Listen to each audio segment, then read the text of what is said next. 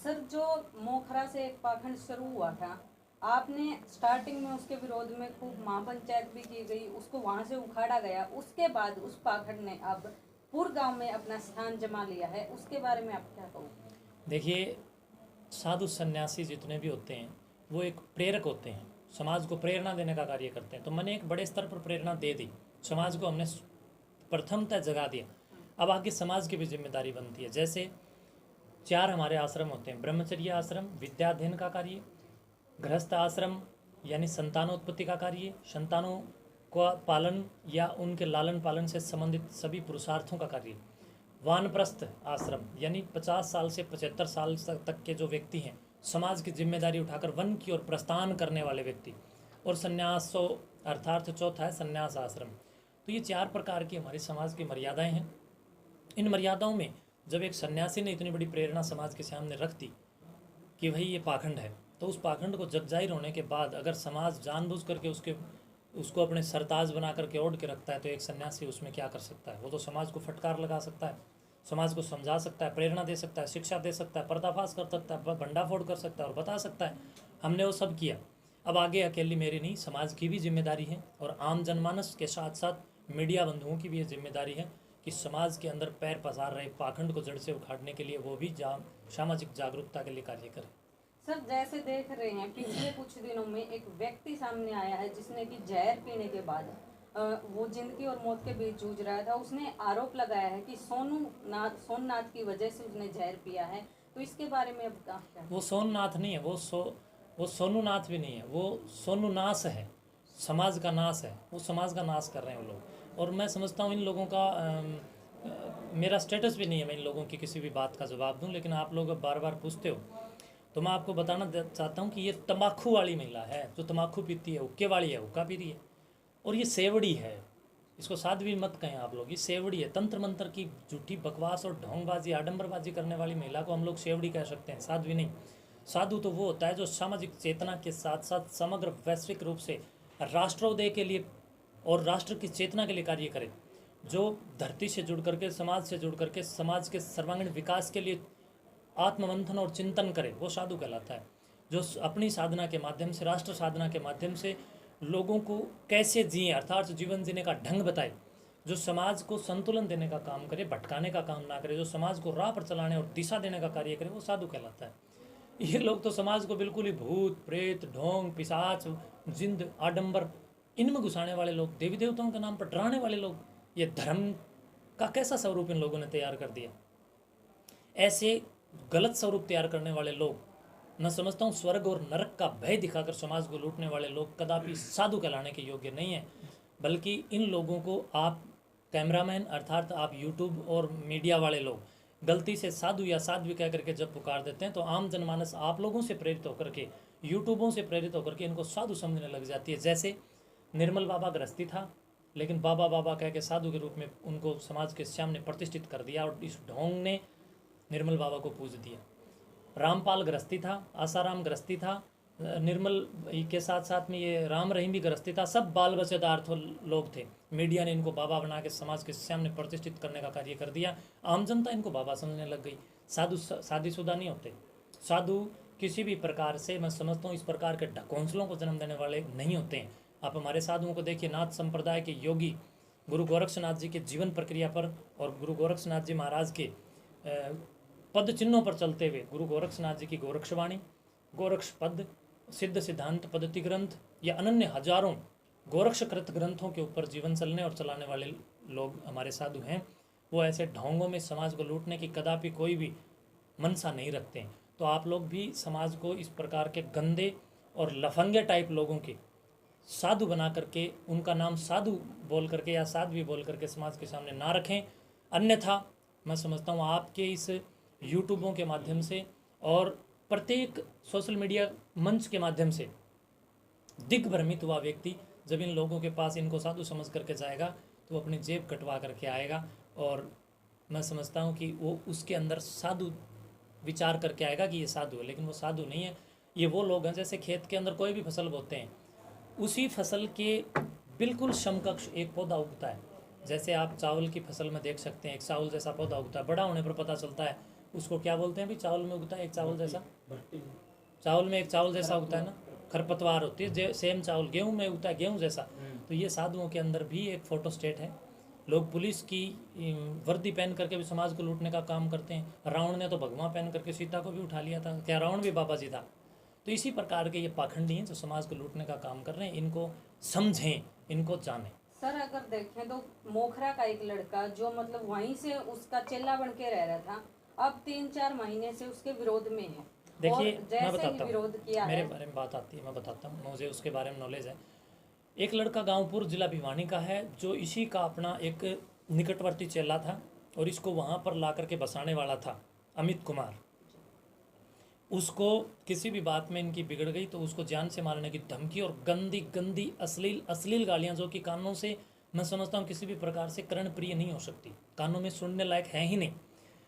उन गंदी गंदी गालियों के द्वारा उस बच्चे को उसने फ़ोन करके आच्छादित किया और वो बच्चा इतना परेशान हो गया, वो जो लड़का है वो उसकी गालियों से और उसकी धमकी से डर गया। और डरते बेचारे ने देखा भी या तो ये मार देगी, ये नहीं मारेगी तो इसके गुर्गे मुझे मारेंगे, इससे अच्छा मैं इस वो सल्पास क्या होता है वो जहर उसने खा लिया, उसने मरने का प्रयास किया। और उसके साथ साथ में एक मोखरा गांव का लड़का है सूरज, उस सूरज ने उसकी की पूरी तह और पूरी की पूरी पड़ताल, पूरी की पूरी इसके ये जितनी समाज के सामने है इसके पीछे क्या है वो सारे पर्दे उसने उखाड़ने का काम किया। अब उसको भी धमकियां पर धमकियां दी जा सर रही हैं। सुनने में आया है जो सूरज नाम के लड़के की आप बात कर रहे हो उसके ऊपर चोरी का इल्जाम लगाया गया है। वो इल्ज़ाम झूठे लगाए गए। अब जो भी इससे दूर होकर के जाता है उस पर ये इल्ज़ाम लगा देती है कि इसने ये चोरी की, इसने ये चोरी की। अगर इसके पास ऐसा कोई प्रूफ है तो उसको वायरल करें कि लड़के ने उसने चोरी की। जिसको उस लड़के ने साफ तौर पर मीडिया के सामने ये कहा है कि मैंने इस पुच्छाड़ी, तंबाकू वाली या ये जो सेवड़ी महिला है इसको मैंने किसी जेंट्स के साथ कुछ शारीरिक तौर पर गलत करते हुए देख लिया, कुछ समाज के विपरीत कथनी में या करनी में या ढंग में या कुछ अमर्यादित हिसाब में उसने उसका ऑन द स्पॉट देख करके दर्शन किया। तो उसी समय से वो सेवड़ी उस सूरज के खिलाफ हो गई और अब सूरज को दबाने की कोशिश कर रहे हैं। लेकिन सूरज तो सूरज होता है ना, जब उदय होता है तो अंधेरे को छांट देता है। मैं उस सूरज से भी यही कहूँगा, सूरज तो सूर्य की तरह उदय हो गया है ना। अब किसी से डरना नहीं, कोई भय नहीं रखना, बल्कि समाज के सर्वांगीणता के लिए और समाज के सुंदर समावेश के लिए और समाज के सुंदर भविष्य के लिए अब तू तेरी किरणों का प्रकाश कर। और तेरे अंदर जो भी इस पाखंड के खिलाफ तेरे पास जो भी प्रमाणित पुष्टता है वो समाज के सामने रख ताकि ये दुष्टता धराशायी हो। और रही बात अमित की, अमित एक बेचारा गरीब परिवार का लड़का है और ये गुंडी, इसने लगभग ये मानिए कि 40,000 रुपये महीना का वहाँ जिस जगह पर ये रहती है, क्यों गुंडागर्दी करने वाले गुंडे ही होंगे और क्या कहूँगा मैं उनके लिए, विचार करने की कोई बात नहीं हो सकती है। स्वतंत्र मंच के माध्यम से मैं इस बात को रख सकता हूँ। तो एक जगह जिसको 40,000 रुपये इस पर किराया दे रही है, जो 40,000 रुपये महीने का किराया कहाँ से आ रहा है?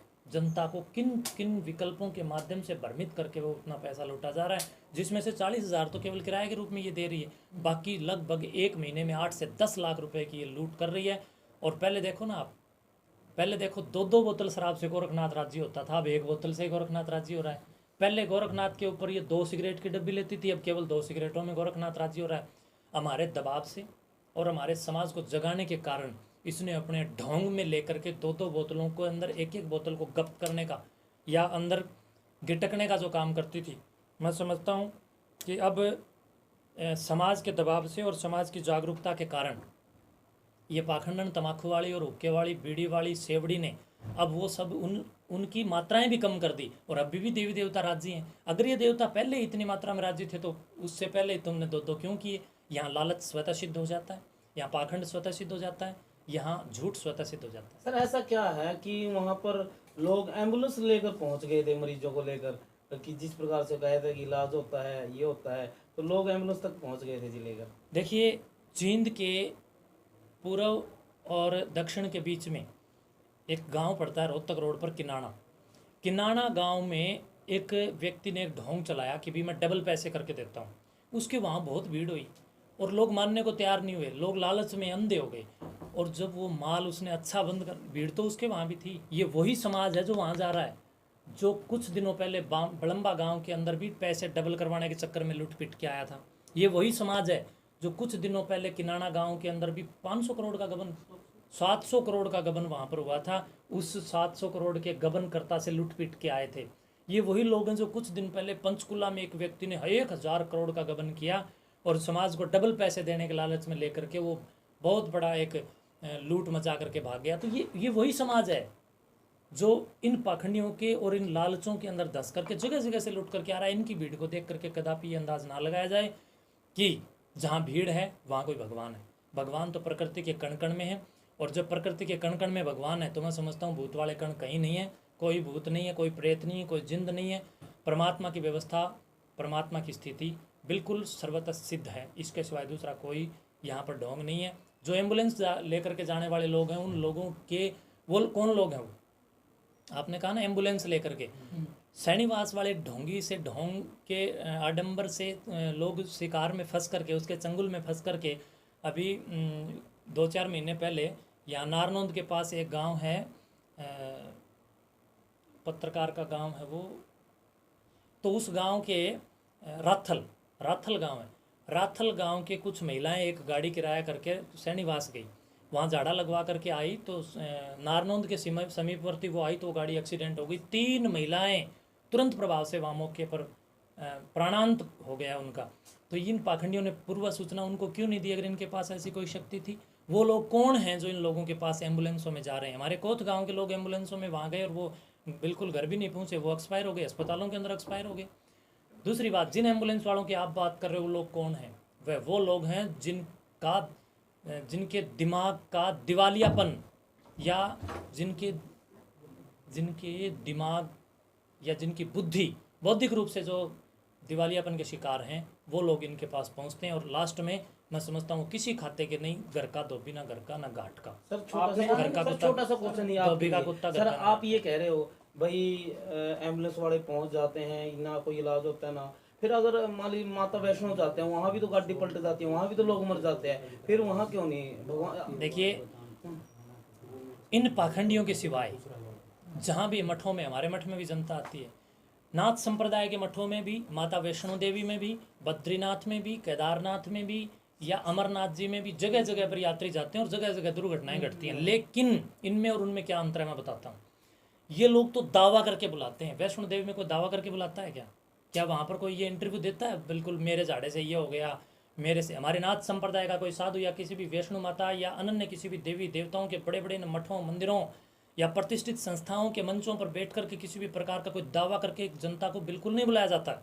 बल्कि सैनिवास के अंदर, पुर गाँव के अंदर या अनन्य गाँव के अंदर जो पुच्छा वाले और ये सेवड़े और सेवड़ियाँ जो बैठी हैं, ये दावा करके बुलाती हैं कि भाई, अब जैसे बागेश्वर धाम वाले हैं मध्य प्रदेश के अंदर, कितना बड़ा ढोंग उस व्यक्ति ने वहाँ पर फैला रखा है। ये ढोंगी लोग जो दावा करके बुलाते हैं, कल देख सकते हैं आप, वाराणसी उत्तर प्रदेश के अंदर उसकी कथा चल रही थी, और उसकी कथा के बाहर, पंडाल के बिल्कुल बाहर, कम से कम सैकड़ों की संख्या में लोग वहाँ टॉयलेट कर रहे थे, वहाँ पर लेटरिन बाथरूम कर रहे थे। पंडाल के भीतर बैठे हुए त्रिकालदर्शी को पंडाल के बाहर हो रही इस मैं समझता हूँ संविधान विरोधी कार्य, खुले में शौच आदि, ये तो हमारे कानून के विरुद्ध है, वो दिखाई नहीं दे रहा। दूसरी बात, कुछ दिनों पहले उसकी कथा के अंदर एक लेडीज जाती है और पूरा ऐसे ऐसे सिर हिलाती है और बोलती है मेरे अंदर ऊपरी छाया ये है वो है। लेकिन वो जब ऐसा ढोंग कर रही है और बीच में वो फिसल करके या जैसे तैसे गिर जाती है, उसका हाथ टूट जाता है। हाथ टूटते भूत गायब, हाथ टूटते उसके अंदर आने वाली आत्मा गायब।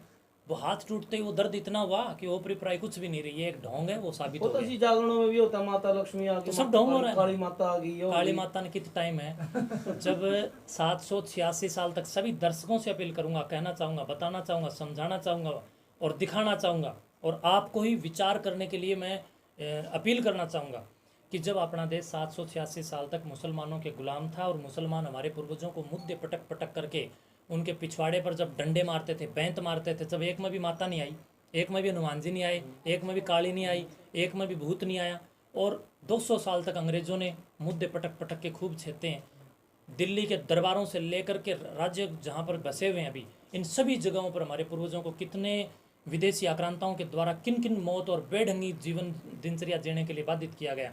एक में भी काली पीली धोली लाल माता बारली भितरली हनुमान कुछ भी नहीं आया। उस समय ज़्यादा जरूरत थी ना, जब गुलामी का कालखंड था, विपरीत स्थितियां थी, विदेशी आक्रांताओं का यहाँ जलजला दबदबा और मारकाट थी, जब हनुमान जी की ज़्यादा जरूरत थी कि नहीं थी?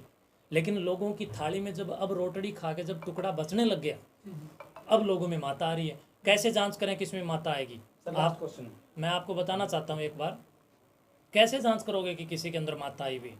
जिसमें माता आई हुई हो, सभी दर्शकों से कहना चाहूँगा, अगर आपके आसपास किसी में माता आने की कोई बात हो रही हो तो उसको पकड़ो और नज़दीकी किसी भी चिड़ियाघर में ले जाओ, वहाँ शेर होता है। अगर उसमें माता होगी तो वो शेर पर चढ़ जाएगी पिंजरा कूद के, वरना शेर ना तो उस पर चढ़ना ही चढ़ना है। दूसरी बात, जो लोग कहते हैं मेरे अंदर हनुमान जी आगे, बालाजी आगे, ऐसे ऐसे करते हैं, पहली बात तो बालाजी कोई स्प्रिंग को नहीं जो तेरे अंदर आ गया और तू ऐसे करने लग गया, सही बात है। और दूसरी बात, अगर किसी के अंदर हनुमान जी आते हैं और वो ऐसे ऐसे करता है तो भाई तू ऐसे ऐसे नहीं, चाहे छात से कूद, कोई दिक्कत नहीं। लेकिन हनुमान जी महाराज के बारे में हमने ये सुना है, जाना है, पढ़ा है पुराणों के अंदर। पौराणिक लोग और पौराणिक सृष्टि के जो लोग हैं वो ये बात मानते हैं कि हनुमान जी पहाड़ लेके उठते थे। तो जिस आदमी में हनुमान जी आते हैं उसको किसी नज़दीकी पहाड़ के पास ले जाएं और कहें इस हनुमान जी पहाड़ लेके उठते थे, तेर मारे हैं, मौका पड़े हैं, तो शाम वाले पहाड़ को उठा के कोथ में धर दे। भाई क्या दिक्कत है? हमने भी पहाड़ के पत्थर की आवश्यकता है, भी पहाड़ लेके उठ जाए या पहाड़ उठा के दिखा दे, जब तो हम मान जाएंगे। तो आज तक हनुमान जी महाराज ने कभी किसी को झाड़ा नहीं लगाया। आपने रामायण देखी होगी, किसी को हनुमान जी ने झाड़ा लगाया? नहीं। राम जी ने झाड़ा लगाया? किसी और देवी देवताओं ने झाड़े फूंक करी या तंत्र विद्या करी? नहीं ना। कृष्ण जी ने झाड़ा लगाया? महाभारत देखो, कुछ भी नहीं किया ना। हनुमान जी ने जिंदगी तो किसी का झाड़ा नहीं लगाया। अब इन बीड़ी पीणिया में, दारू पीणिया में, सिगरेट पीने वालों में, नशेड़ियों में, सेवड़ों में हनुमान जी आगे झाड़े लगाए। ये कितनी तुच्छता और नकली बातें हैं, समाज को भ्रमित करने के सिवाय ये और कोई कुछ भी नहीं है। इन लोगों की जांच करें। और इनकी जो ये झूठी चौकी लगाते हैं ना, कोई गोरखनाथ की चौकी लगाता है, कोई हनुमान जी की चौकी लगाता है, इन चौकियों की शिकायत पुलिस चौकी में करा दो। जब पुलिस वाले इनका जूत मारा ना, तब एक में भी कुछ नहीं पांदा। जो देवी देवताओं के आने का वो ढोंसला करते हैं ना, जब पुलिस के डंडे पड़ते हैं, जब एक में कोई देवता या भूत प्रेत मिलता ही नहीं। आपने इस मामले में ढोंग पाखंड ऐसा बताया, हो सकता है आपकी बात बिल्कुल सत्य हो और हो भी सकता है, लेकिन अगर थोड़ा सा दूसरी तरफ देखा जाए, ये महिला जो है ये शराब छुड़वाने का काम करती है, क्या आपको नहीं लगता कि वो काम तो कम से कम अच्छा कर रही है? आज तक एक की भी शराब नहीं छूटी। आप ओरिजिनल शराब को, ओरिजिनल जो शराब होती है वो किसी भी व्यक्ति को पिलाओगे तो भीतर तक फूंक देती है वो, बिना पानी मिलाए। और उस जहर को CH3COOH, ये एक ऐसा एल्कोहल है ये।